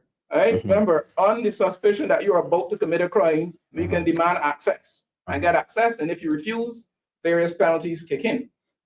Now, when we hear that certain sections will be of the intersection of communication legislation will be withdrawn, Barbadians, we need to watch very carefully at what is returned to Parliament. Yeah. And hopefully it is returned, days, if not weeks ahead of when they'll be looking at it again. Because this habit of bringing things in the dark at night or putting something on the Parliament's website barely a day and change before it's about to be debated, it's unacceptable. But we have to watch very carefully because the bill that was passed in the lower house before it came to the Senate, which contained the conditions under which warrantless wiretapping can occur. And I want to read it here. It has said, a person can listen to or read private communications without a warrant if, the infamous section. And a number of things were mentioned, including the first one was in the interest of national security. Now, the interest of national security is, you have to watch that very carefully because the first schedule listed a number of offenses that allow the minister to make amendments, right? For which the bill allows the minister to make amendments, and offenses like murder, treason, terrorism. An offense for which the penalty, and the 15 of the 16 offenses for which the minister could make amendments was an offense for which the penalty on conviction is imprisonment for 10 years or more. For 10 years or more. Remember, we said of the cybercrime bill that penalties increased from 7 to 10 years. 10 years. The link between the cybercrime bill and the interception of communications. As I said, I don't know how you know that I'm about to commit a crime. If you are God or you were given some divine power, how do you know you were listening? You must have been. But that's the connection between the two. So as I said, we have to watch very carefully what is returned to the people of Barbados to see how they treat to these. I'm sorry, we've been burnt. I can't just take your word for it that we are going to remove, and tweak. I'm not convinced that you're going to address all of the concerns that were raised that you see as chatter and noise. So Barbadians, we need to watch very carefully at what is returned to Parliament. And I agree with Senator Worrell again yesterday that it needs to go to the Joint Select Committee on Governance. It really needs to, before you go anywhere near being proclaimed, etc., because there's serious issues. But you had asked about, are we tending towards dictatorship? I'm not God, but I can see here the pieces being put together to silence. You have the cybercrime on the one hand, where penalties increase, and then you had a bill which you authorize the minister, whoever the minister is, to make amendments, including for convictions on where the penalty is 10 years or more. And that link there between the two. So Barbadians, we need to watch space very carefully to see what the government brings back. They have shown us that we need to watch them very carefully. I said at Silent Hill, I think it was, When they tell us who they are, Believe them. believe them. Uh-huh. And importantly, when they show us who they are, believe them. They have shown us, for example, that they're willing to get up in Parliament and say things that are less than truthful. Believe them. Dale, I feel as if I already know your answer to this question already. If we're trending towards a dictatorship, you've been waxing poetic about it. So tell us how you feel. The people that were fired under this administration, Uh-huh. or dismissed under this administration for speaking out, shows it clearly. There was a certain senator Dictatorship. that seemed to have lost her position because she spoke out about something recently, but I'm not going to touch that with a 10-foot pole. Correct. Dictatorship. Yeah. And when we have a dictator, the dictator is my way or the highway. Yeah. All right. Let me be real. Uh-huh. My question to the dictator, how the guns get in here? Uh-huh. Because when we kick these young boys out of school, they have no employment. How they are getting the money to import these guns? Uh-huh. Who, where? Which container they're playing it in? When they last checked, Barbados still have Smith and Western companies. Barbados don't have the high power rifle companies with the AR-15s, the AK-47s, the Glock 19s. You can name them. Uh-huh. We don't manufacture none of these guns. But then when you look on the flip side of that coin, gun violence, young black male, and then the young black male passed from gun violence. What has happened right there? Those families have to do a candlelight. Those families have to do all kinds of fundraisers to get funeral funding. Uh-huh. But then we want to use $70,000 on the cybercrime bill because we want to speak up. And then was the other funds attached to the amendment to the police act, which is $10,000. So it just shows me, right? Dictate you, tell you what to do, tell you what to say, and then we flood the streets with guns. We kill out with one another, and then you put the people in more debt because the people can't bury family, loved ones. Uh-huh. I met some persons in the city that on welfare, and family member passed since January and still they at the morgue because they don't have the funds to bury these people, family members or loved ones. But then we want to focus on legislations that don't make sense. These legislations only show me that you are a dictator and it's what you want. Find the people, raise the cost of living, trick the people, borrow a lot of money, and like what comrades said, kill me. Uh-huh. Because you're killing me with cost of living, you're killing me with taxes, and you're killing me with legislation. Uh-huh. And you're killing me with corruption. Oh dear. So Mr. Alwyn Babb had to leave us urgently. You know that he is a busy man and he has a lot of things to do. So we wish him Godspeed on his journey. So right, gentlemen, let me shift gears and focus on the people now. All right. You guys who are in the constituency canvassing, all right, are you seeing the pushback? Are you seeing that people are opening their eyes and they're wondering what is going on? Are you seeing the concerns with the people with the amount of oppressive legislation that is coming down through the pipeline from this government?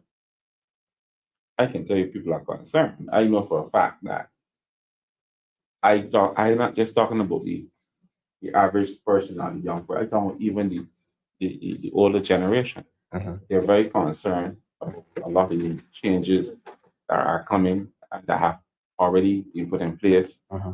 And they're all I think the biggest concern is cost of living. Uh-huh. People are finding it difficult to make ends meet in Barbados.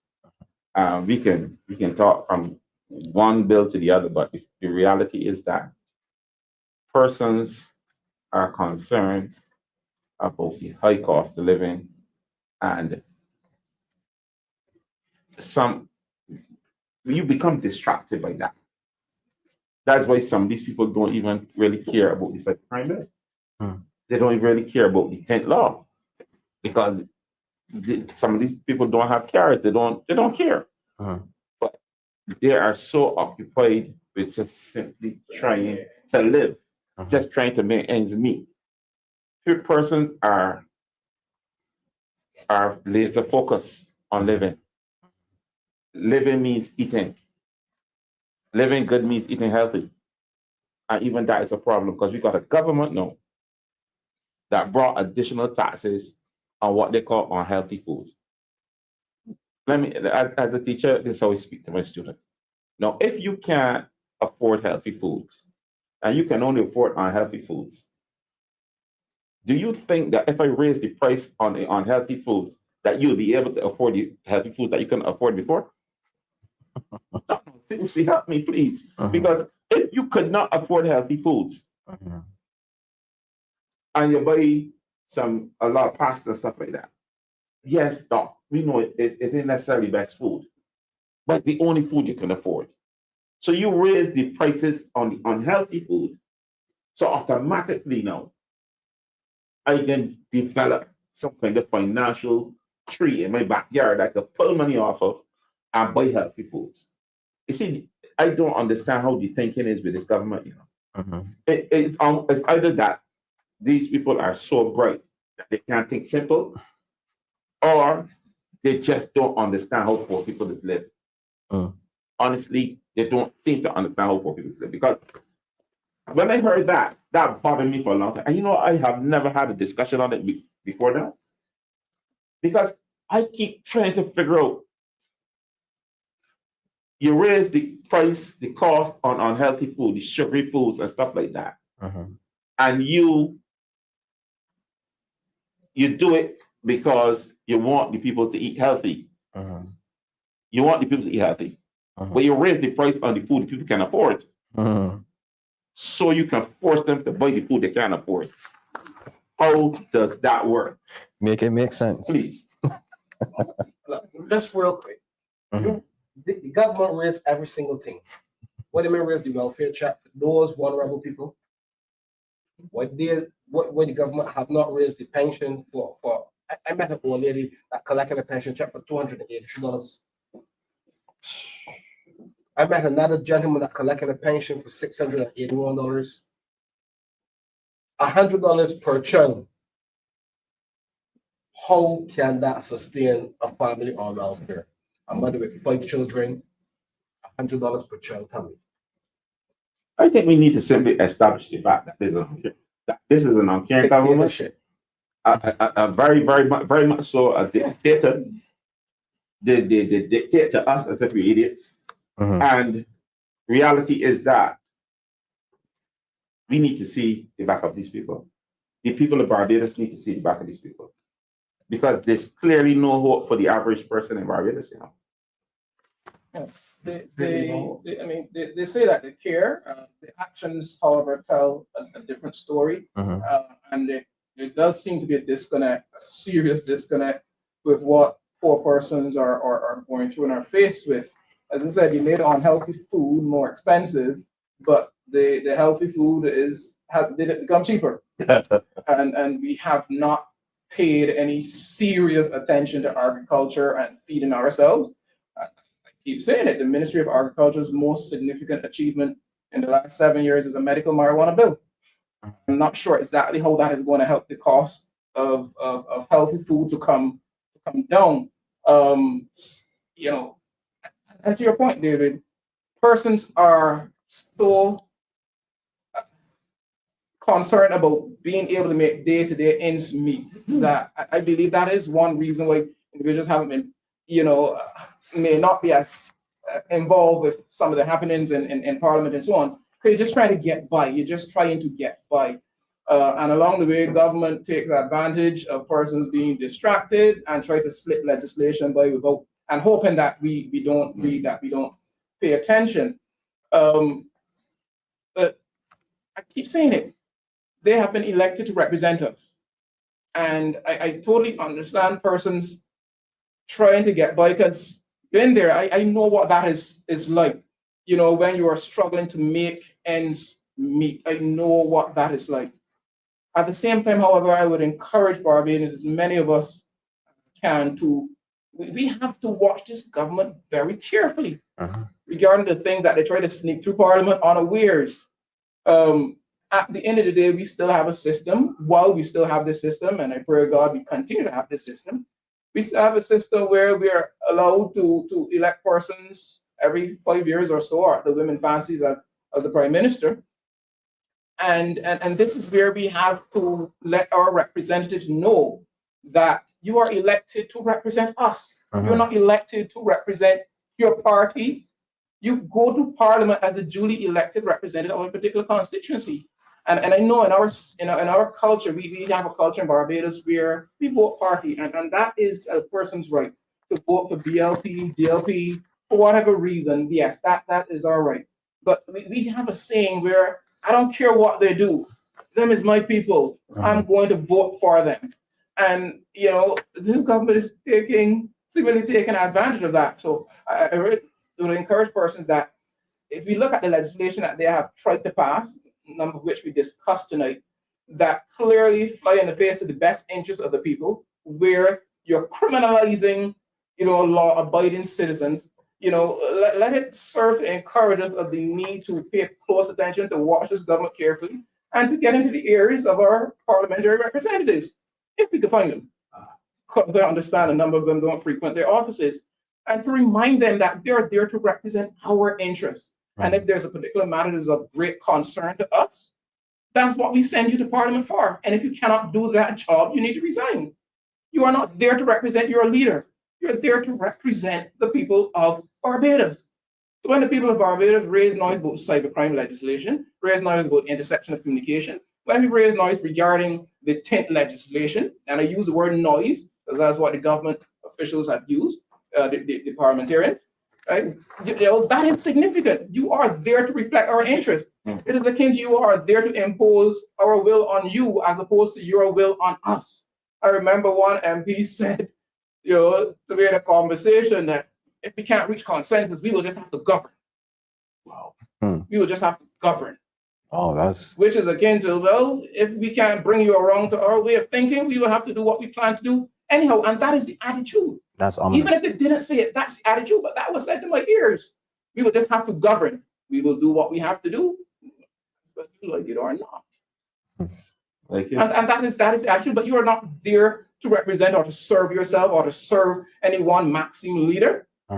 You're there to represent the interests of the people of Barbados. And Barbadians, we need to remind our elected representatives that that is their job. That is their job. Not Wickham. Like I said, we don't want rulers.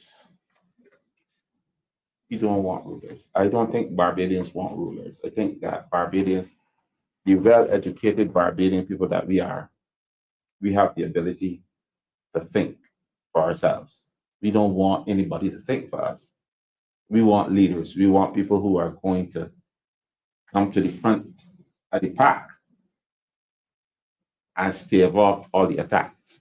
We want the wolf to the front. And if you're willing to come to the front of the pack, there's something that I would mention now. And I hope that the producer of this show will take this seriously. We need to discuss the idea of recall, political recall, because I don't feel, and I'm very serious about this one, right? The people should be able to recall politicians when they are not performing. And this government has had the greatest mandate in the history of Barbados when it comes to political representation of the people. And there are a lot of dysfunctional members of parliament in this government. St. George North, I won't keep too much noise about it because I think the people have become accustomed to not being represented. they have become accustomed. Understand? In general, let me put it this way: we got a representative, and to put it in a figurative term, who belly full. Belly full, and you ain't hungry, so you ain't turning up for work. You ain't coming to the party. You're collecting on behalf of the people of St. George North and the workers of Barbados, and the people of St. George North are being ignored. We've been left out. Thank you for your service. I really wish we had the power of recall. Honestly, do. You know, it's we people have had enough. Enough is enough. That's the way I want to put it, Damien. Enough is enough. Dear, what about you? No? So, ladies and gentlemen, I think that just about brings our program to an end. So I have a few announcements for you. Well, one announcement, and that is the Democratic Labour Party invites you to its 70th Annual Conference 2025. The dates and times: Friday, August 22nd at 5:30 p.m. to 9 p.m. Saturday, August 23rd, 9 a.m. to 6 p.m. Sunday, August 24th, 8 a.m. to 6 p.m. The venue: DLP headquarters, Kenton, George Street, Belleville, St. Michael. Gentlemen, I want to thank you all very, very, very much for coming in and sharing your views on this topic. We could get you on the hook for part two. You think we need a part two of this? Yeah, I think we need a part two. We really need. There's some issues. I mean, I think we're beginning to Just touch the surface. And people are concerned. Okay. All right. So with that said, ladies and gentlemen, thank you very much for tuning in with us. Good night. Good night.